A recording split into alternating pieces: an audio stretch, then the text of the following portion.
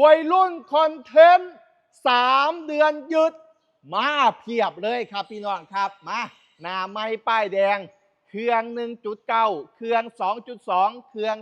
3,000มีตรงพี่ครับอันนี้ตัวนี้เป็นแคปครับพี่น้องครับนี่สีขาวหล่อๆหรือจะเอา4 ประตูเครื่อง2.2แบบนี้หล่อๆเราก็มีนะครับผมหรือจะเอา4 ประตู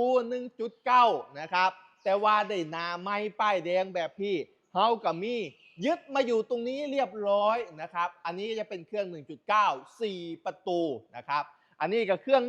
1.9 4 ประตูหน้าไม้ป้ายแดงทั้งนั้นเลยมัดร่วมกันอยู่หม่องพี่แล้วพี่น้องทราบลาบนะครับพี่น้องดาวมา50,000 60,000ดาวมาเป็นแสนนะครับแต่เฮาบ่พรเขายืดคือเก่าเด้บ่เกี่ยวกับดาวหลายดาวน้อยนะครับถ้าบ่พรตามเงื่อนไขธนาคารยืดคือเก่านะครับฉะนั้นพี่น้องครับสิซื้อรถซื้อเรือเอาเห็นพอดีกำลังนะครับเอาแบบอย่าไปแบบ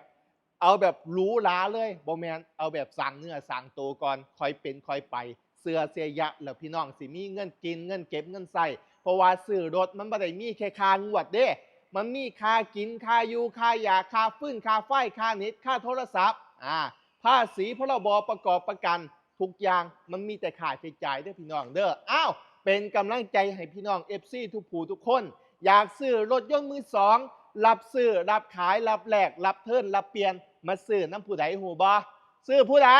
เสียยะนะครับเสียยะใจดีเสียยะจัดให้เสียยะขวัญใจคนจนสวัสดีครับ